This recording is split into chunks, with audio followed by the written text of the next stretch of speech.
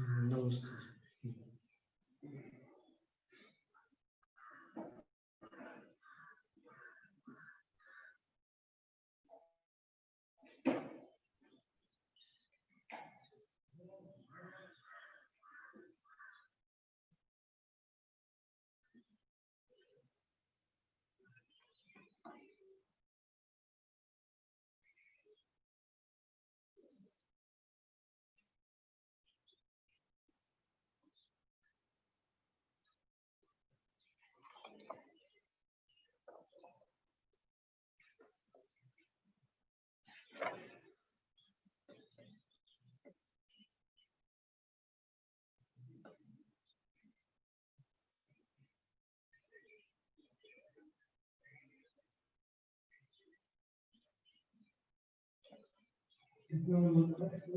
अष्टम अधिकार है, उसका प्रथम श्लोक है मंगलाचरण।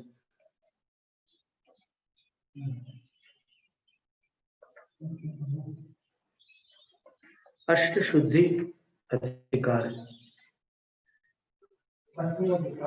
इसमें 8 शुद्धियों का वर्णन है, संयम की रक्षा करने वाली 8 शुद्धियां। पद्म प्रभम कोकनदोदर प्रभम पद्मा विनोदायतनं सनातनं सर्वात्मनीनो हृदयं महोदयं जिनेश्वरं नौमि विशुद्धधीश्वरम्।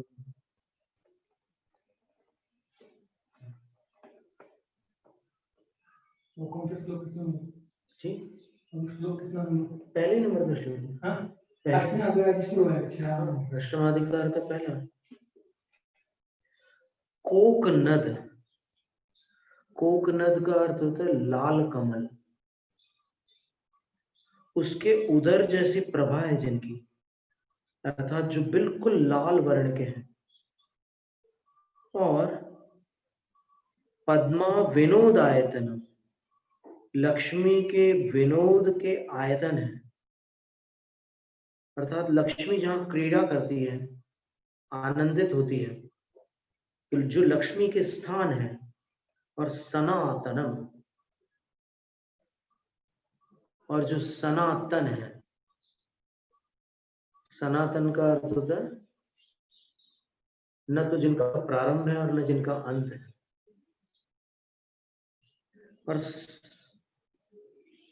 सर्वात्म नीनोर उदयम, सभी आत्माओं के लिए हितकारक महान है उदय जिनका, अर्थात सब आत्माओं के लिए उनका उदय महान हितकारक था, उनका महान उदय हितकारक था।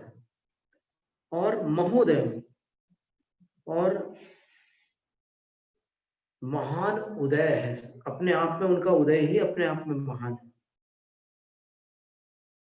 और विशुद्ध धीश्वर, विशुद्ध बुद्धि वालों के जो ईश्वर है, स्वामी है, ऐसे पद्मप्रभम जिनेश्वरम, पद्मप्रभ जिनेश्वर की मैं वीरनंदी सिद्धांत चक्रवर्ती आचार्य नवमी स्तुति करता हूं।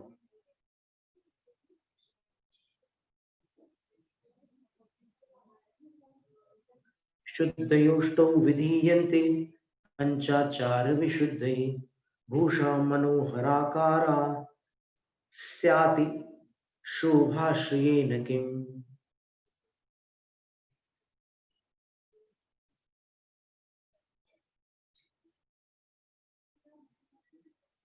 पंचाचारों की पवित्रता के लिए 8 शुद्धियां की जाती हैं।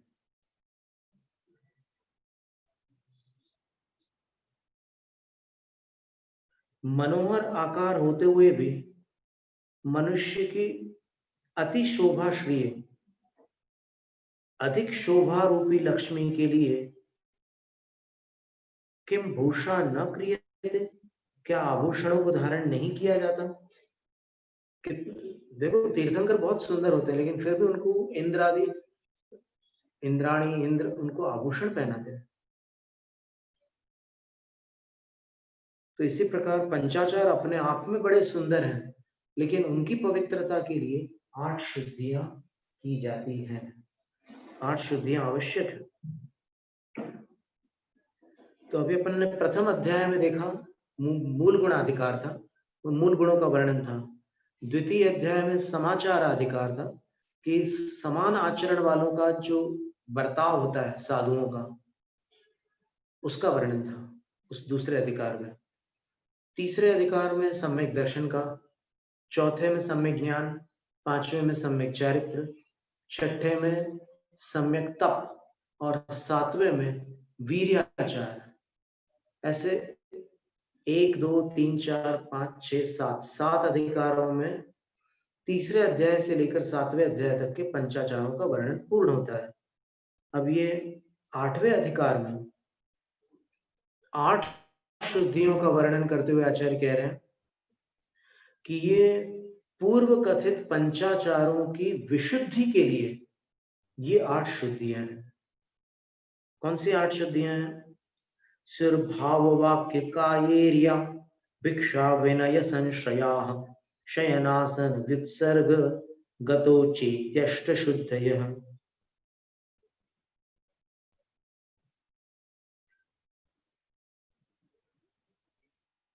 गतो गेति, इसमें मूल संस्कृत में क्या दिया?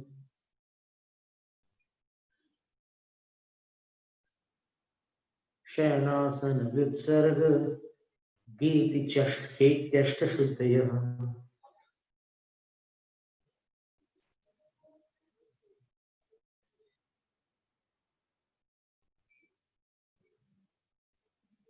गेति मूल प्रति में गेति पाठ दिया हुआ, अर्थ उसमें सरलता से घटित हो जाता है। तो भाव संश्रया, वाक्य संश्रया, काय संश्रया, एरिया संश्रया, भिक्षा संश्रया, विनय संश्रया, शयनासन संश्रया और वित्सर्गा इति अष्ट शुद्धयः स्युः। अष्ट शुद्धयः स्युः। इस तरह से 8 शुद्धियां हैं। विधिलिंग में स्यु का जो बहुवचन का प्रयोग है उसका संति अर्थ में यहाँ पर अभिप्राय ग्रहण करना है कि ये 8 शुद्धियां हैं। कौन सी 8 शुद्धियां? भाव शुद्धि, वचन शुद्धि, काय शुद्धि, ईर्या शुद्धि, भिक्षा शुद्धि, विनय शुद्धि, शयनासन शुद्धि और वित्सर्ग शुद्धि।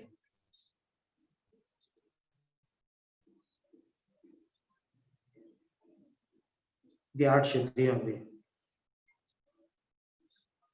सदापीत प्रमादाय वाचनाधिरता मते, शंकादिदृक् मलापेता मार्दवादि गुणान्विता,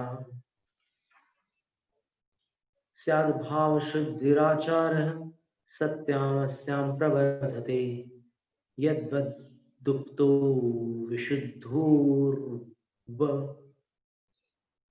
रायां बीजव्रजस्तथा। युगल श्लोक है। तो इसका अर्थ यह है कि जो हमेशा प्रमाद से रहित होती है, जो वाचना आदि में संलग्न मति होती है, जो शंका आदि सम्यक दर्शन के मलों से भी रहित होती है, जो मार्दव आदि गुणों से अन्वित होती है, युक्त होती है, वह भाव शुद्धि है। अस्याम सत्याम, इसके होने पर आचार प्रवर्धते, आचरण प्रवृद्ध होता है, वृद्धि को प्राप्त होता है। यद्वत्, जिस प्रकार उक्तो बीज व्रज विशुद्धोर्वरायाम प्रवर्धते, जैसे उगाया हुआ जो बीज है वो अगर पवित्र भूमि पर उगाया जाता है तो वो प्रकृष्ट वृद्धि को प्राप्त होता है। उर्वरा भूमि है तो फिर वहां पर वह बीज समूह वृद्धि को प्राप्त होता है। इसी प्रकार भाव शुद्धि के होने पर आचरण वृद्धि को प्राप्त होता है। वचन शुद्धि क्या है? तो आचार्य कहते हैं कन्या प्रदान योग्येयं क्षेत्रादिलवनोचितं प्रोत्खाता परिखा कूप वाप्य शास्या दुरीहिता गीतवादित्र नृत्यानि हृद्यानि वरांगना भेट भटेभमल युद्धानि सुकृतानि वनं वरम रोग्यंध पंगुरित्यादि व्यवहाराश्रित प्रिया संयतोचित वाक्य वाक्त्यागात देश काल समुचिता मृदु मधुर गंभीरा वांग मोक्ष मार्गोपदेशना मृदु मधुर गंभीरा वा मोक्ष मार्गोपदेशना वाक्य शुद्धि गुणांबोधि विदुदी स्थिति वीरता।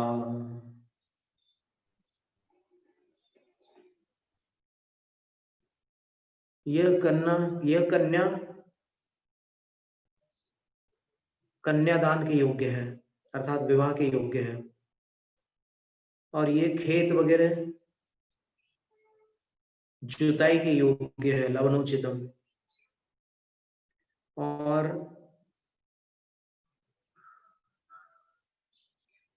परिखा कूप वाप्य, परिखा का अर्थ होता है खाई।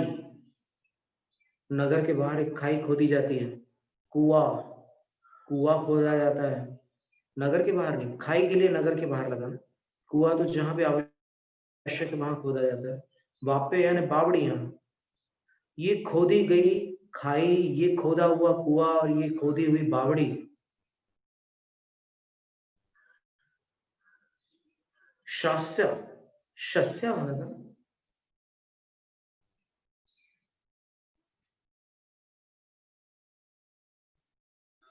बहुत बढ़िया खोदे गए हैं। और दुरीहिता,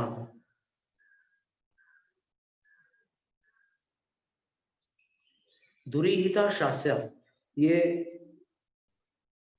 जो बुरी चेष्टा करने वाले हैं उनको दंड मिलना ही चाहिए।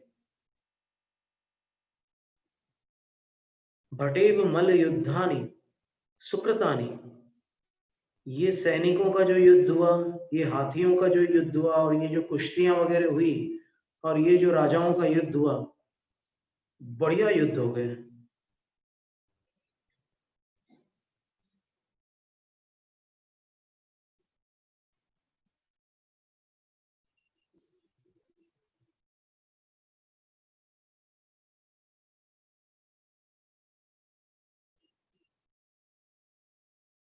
गीत वादित्र नृत्यानि हृदयानि हृदयानि इयम वराधना। देखिए, ये गाने, ये बाजे और ये नाच, ये सब बड़े मनोहर लग रहे हैं। और इयम वरांगना, ये जो स्त्री है बहुत सुंदर लग रही है, बहुत अच्छी लग रही है। फिर ये सारे जो युद्ध हुए बड़े अच्छे युद्ध हो गए। वनम वनम, ये जंगल बड़ा अच्छा लग रहा है। ये रोगी है, ये अंधा है, ये लंगड़ा है, इत्यादि जो व्यवहार के आश्रित वचन होते हैं और जो सुनने में अच्छे नहीं लगते, साधु के मुंह से ये वचन कभी अच्छे नहीं लगते। तो असंयतोचित और असंयमियों के लिए वो वचन योग्य है, बल्कि संयमियों के अयोग्य है।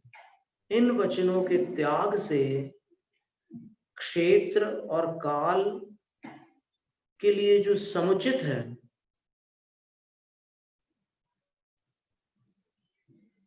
ऐसे मृदु मधुर और गंभीर वचन और मोक्ष मार्ग की उपदेशना करना वाक्य शुद्धि है। ये वाक्य शुद्धि कैसी होती है? गुण रूपी समुद्र के लिए चंद्रमा की किरणों के समान कही गई है। जैसे चंद्रमा की किरणें, पूर्णिमा का चंद्रमा समुद्र में उफान लाता है, उसी प्रकार ये वचन शुद्धि अपने गुणों के समुद्र में विकास लाती है। सभी आत्माओं में अनंत गुण भरे हुए हैं, तो गुणों के समुद्र तो सब है, लेकिन गुण व्यक्त और अव्यक्त दो प्रकार के होते हैं। तो ये वचन शुद्धि है वो उन गुणों को वृद्धिंगत करती है। तो कौन से वचन नहीं बोलना? तो सबसे पहले कह दिया कि ये कन्या शादी के लायक है, ये साधु नहीं बोल सकते ऐसे शब्द। फिर ये खेत जो है ये जुताई के योग्य है, ये वचन भी साधु नहीं बोल सकते, क्योंकि जुताई कैसे होगी? पृथ्वी का जीवों का समारंभ करके होगी, आरंभ करके होगी, तो साधु ऐसे वचन नहीं बोलेंगे। और ये परिखा खूब वापे, ये खाई, ये कुआ, ये बावड़ी अच्छी खुदी है, बहुत खाता, खूब अच्छी खुदी है, तो ऐसे वचन भी साधु बोल नहीं सकते, प्रशंसा के वचन, क्योंकि वो आरंभ कार्य था। फिर दुरीहिता शास्त्या, दुष्ट चेष्टा वालों को दंडित करना चाहिए, ये वचन साधु नहीं बोल सकते। फिर गीत वादित्र नृत्यानि हृदयानि, ये गाने, ये बाजे, ये नाच, ये सब बड़े मनोहर लग रहे हैं, ऐसे वचन साधु नहीं बोलेंगे। फिर एयम वरांगना, ये बड़ी सुंदर स्त्री है, ऐसे वचन भी साधु नहीं बोलेंगे। फिर ये योद्धाओं का युद्ध, ये हाथियों का युद्ध, ये मल्लों का युद्ध यानी पहलवानों की कुश्ती, ये सुकृतम बहुत अच्छी करवाई तुम लोगों ने, ये बड़ा अच्छा कार्यक्रम रहा तुम्हारा।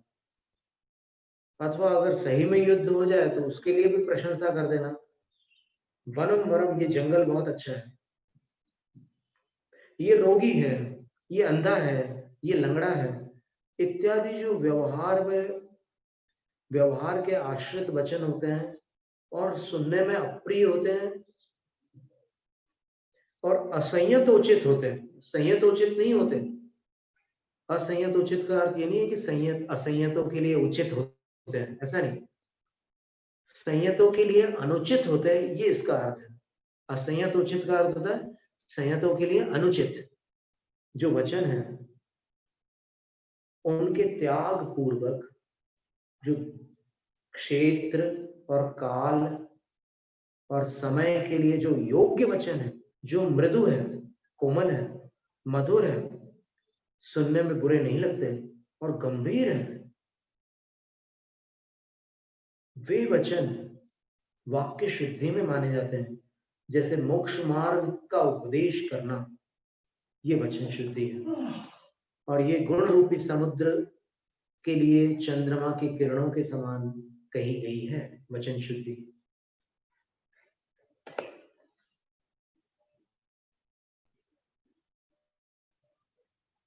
विश्रम्भोत्पादिकालोक विश्रम्भोत्पादिकालोकस्यास्त संस्कार संहति काय शुद्धि क्षमा मूर्ति भूते वा भाति निस्पृहा विरागता लतोद्भूत भूमिर्भीति विवर्जिता जात रूप मनोहारिण्येषा भूषा तपश्रिय।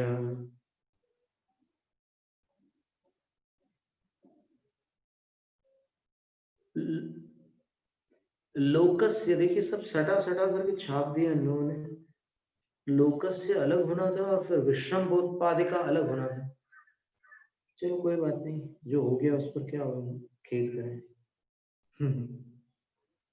लोकस यानी इस जगत के लिए, विश्रम बोधपादिका काय शुद्धि, जो साधु की काय शुद्धि है, अर्थात जो निर्विकार उनकी दिगंबर मुद्रा है, वह लोकस्य विश्रम बोधपादिका सब लोगों में विश्वास उत्पन्न करती है कि देखो कैसे साधु हैं, क्या इनका जीवन है।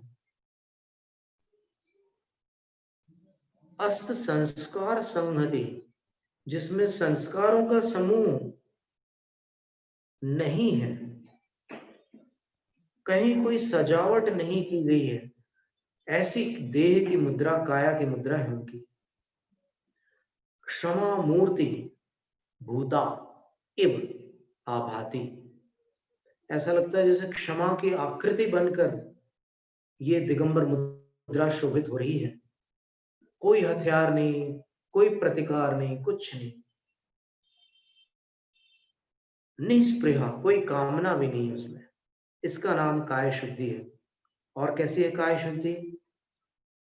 तो आचार्य कहते हैं वैराग्य की लता से, वैराग्य की लता जहां से उत्पन्न होती है, ऐसी वैराग्य रूपी लता की उत्पत्ति की भूमि है दिगंबर मुद्रा साधुओं की। उनको देखकर किसी को वैराग्य उत्पन्न हो जाए। आप देखिएगा पद्म पुराण में एक कथा आई है।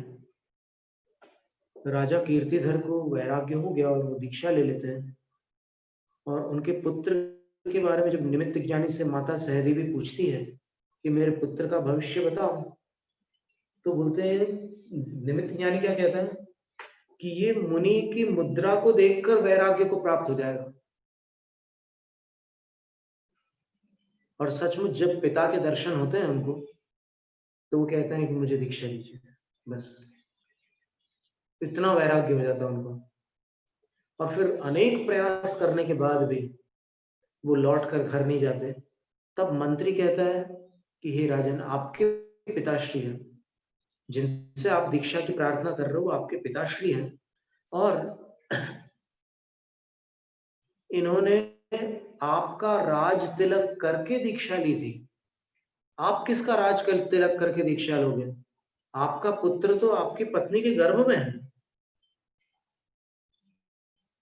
और यहाँ क्षत्रिय वंश में ये परिपाटी है कि किसी योग्य उत्तराधिकारी को राज सिंहासन पर आरूढ़ करके ही राजा दीक्षा लेते हैं। तो आप किसको राजा बना करके दीक्षा लोगे? तो राजा ने जो थाली थी उसमें केसर कुमकुम वगैरह जो भी रखा था, उसको उठाया और अपनी पत्नी के गर्भ पर एक तिलक लगाया और कहा कि गर्भस्थ शिशु को मैंने अपना उत्तराधिकारी बना दिया, अब मैं संन्यास धारण कर रहा हूं। और उस पुत्र का नाम हिरण्यगर्भ रखा गया। वो जब गर्भ में था तभी उसको राज सिंहासन प्राप्त हो चुका था। और फिर उस वंश में आगे चल करके श्री राम उत्पन्न हुए थे। ऐसी ये कथा आती है। था वो सूर्य वंश का ही वो था, प्रवाह था, जो सूर्यवंश भरत चक्रवर्ती के पुत्र का वंश था, अर्क कीर्ति का। तो ऐसा वैराग्य कि उनकी मुद्रा देखकर ही दीक्षा लेने की इच्छा हो जाए। और भीति विवर्जिता, भय से रहित, न मुद्रा धारण करने वाले को किसी से भय है और न मुद्रा के दर्शन करने वाले को किसी का भय, उनसे भय है। अर्थात उस मुद्रा को देख करके हिरण वगैरह भी डरना छोड़ देते हैं। वर्धमान सागर महाराज श्री थे, आचार्य शांति सागर महाराज के बड़े भाई थे। 94 वर्ष की उनकी आयु थी और उनकी भी बड़ी कठोर परीक्षा लेकर आचार्य शांति सागर महाराज ने उनको दीक्षा दी थी। तो दीक्षा के बाद मुनि अवस्था में कई बार उनके कंधों पर चिड़िया बैठ जाती थी, कभी सिर पर पक्षी बैठ जाते थे। तो पंडित दिवाकर जी ने पूछा कि महाराज ये क्या चमत्कार है कि आपके पास ये सब प्राणी आ जाते हैं, उनको डर नहीं लगता? तो उन्होंने उत्तर दिया कि डर तो जिसके अंदर कुछ कामनाएं हैं उनसे लगता है, और मेरे को कोई कामना ही नहीं है, मुझसे क्या डरेंगे वो। तो ऐसी मुद्रा होती, भीति विवर्जिता, अन्य प्राणियों को उनसे डर नहीं लगता।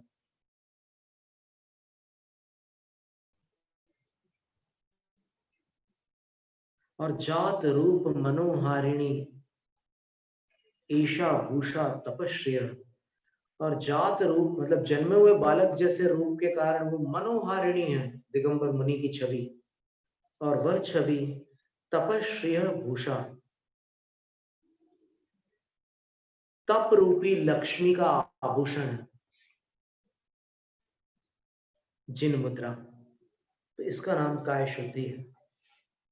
फिर इरियापत शुद्धि क्या है? तो आचार्य कहते हैं, भय विस्मय विभ्रांति लीला विकृति लंघन प्रधावना त्यपेतेर्या पथ शुद्धिर्दयान्विता समाहित प्रशांतांगा प्रलंबित करावरा गतिश्चारित्र संपत्ति हेतु नीतिरिव श्रियः।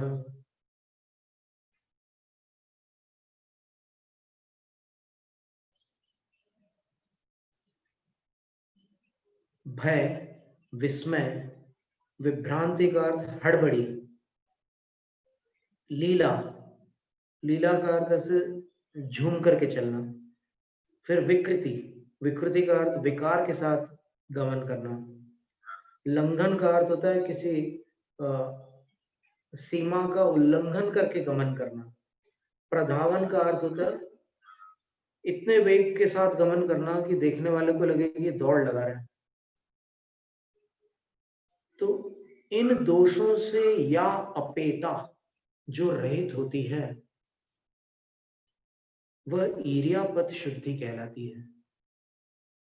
यानी साधु गमन करते समय डरते हुए गमन नहीं करेंगे, आश्चर्यान्वित होकर गमन नहीं करेंगे, हड़बड़ी में गमन नहीं करेंगे और लीला पूर्वक गमन नहीं करेंगे।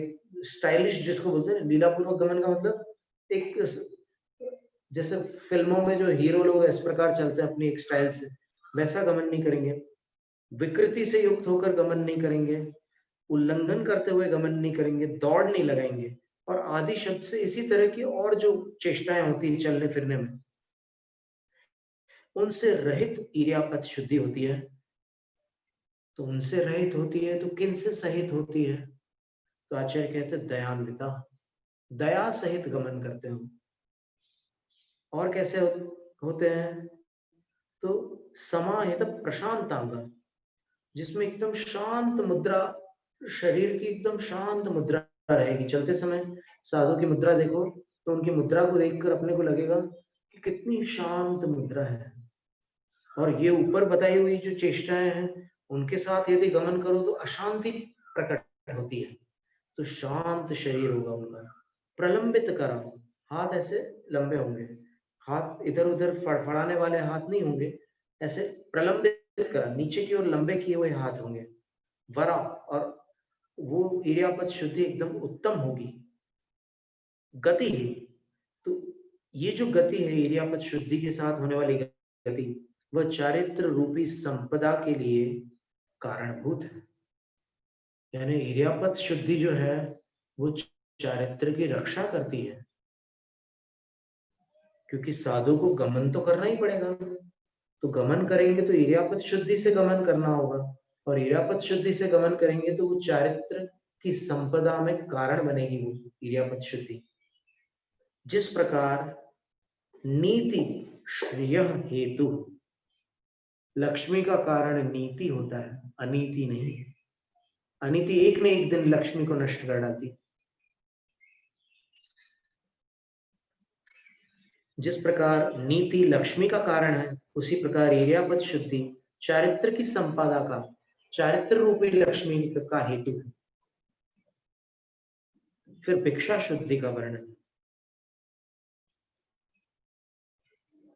आरंभ प्राणिनः प्राण व्यपरूप उपद्रवः उपद्रवण मंगच्छे दादिर्विद्रावण स्मृतम् संताप कारणं तस्य परितापनमेतकैः चतुर्भिरन्नं निष्पन्न मद कर्माति निंदितम्। अब भिक्षा शुद्धि में साधु को सबसे पहले कहा कि तुम ये अधः कर्म, अधः कर्म का अर्थ होता है साधु की भूमिका के नीचे का कर्म। अधः यानी नीचा, तो साधु की भूमिका से नीचे का काम करके तुम भोजन मत करना। यानी कैसे? तो बोल रहे हैं कि प्राणिन प्राण व्यपरोप आरंभ, प्राणी के प्राणों का व्यपरोपण करना आरंभ हो जाता है। फिर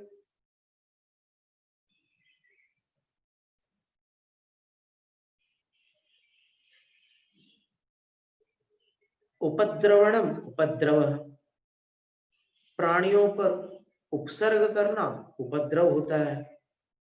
अंकच्छेदादिर विद्रावण, प्राणियों के अंगों को काटना अधिक विद्रावण स्मरण किया जाता है। तस्य संतापकरणम, और इन प्रवृत्तियों के द्वारा उस प्राणी को संतापित करना, कष्ट देना, परितापन कहलाता है। तो आरंभ, उपद्रवण, विद्रावण और परितापन, इन 4 क्रियाओं से निष्पन्नम अन्नम, जो बनाया गया भोजन है,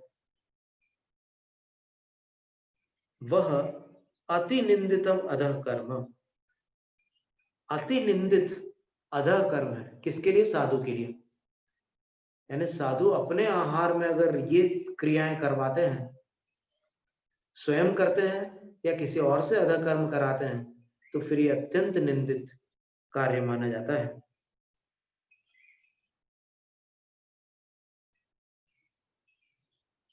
जैसे यहाँ पर इन्होंने किचन गार्डन लगाया, इसमें भिंडी वगैरह सब कई सब्जियां उगाई है इन्होंने, तो फिर अगर साधु ये कह दे कि क्या उगा के ही रखोगे, क्या खिलाओगे या नहीं कभी, अगर ऐसा कहेंगे तो फिर वो दोष का कारण बन जाएगा।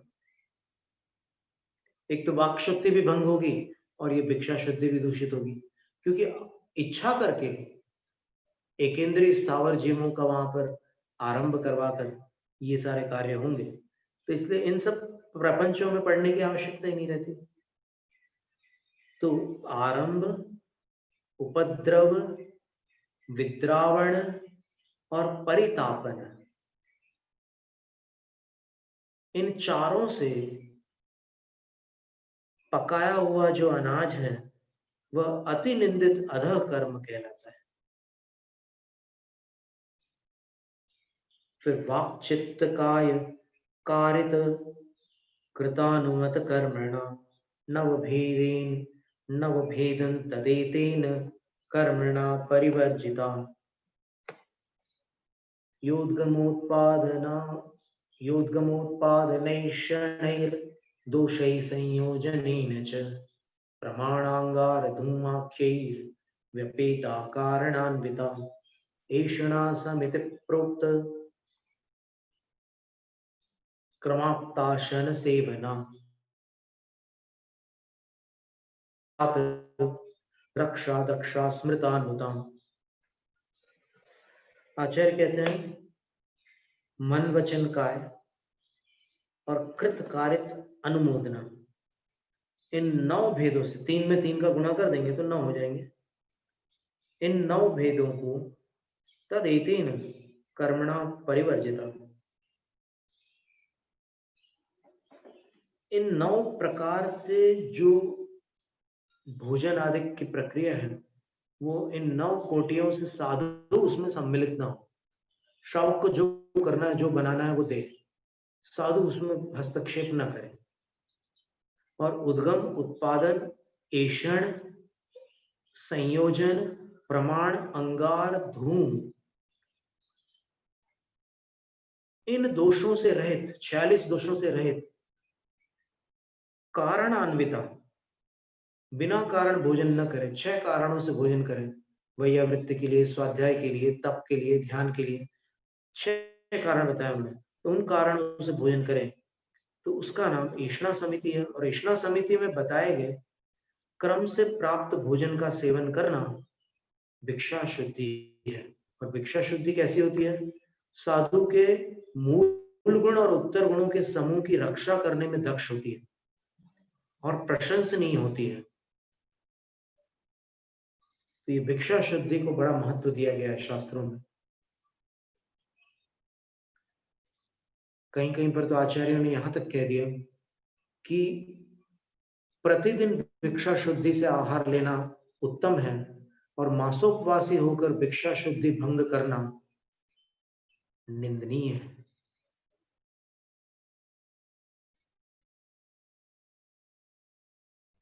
इसके उपरांत 46 दोषों का जो वर्णन है वो प्रारंभ होगा। आज यहीं तक रखते हैं। जैनम जयतु शासन तथा प्राणी के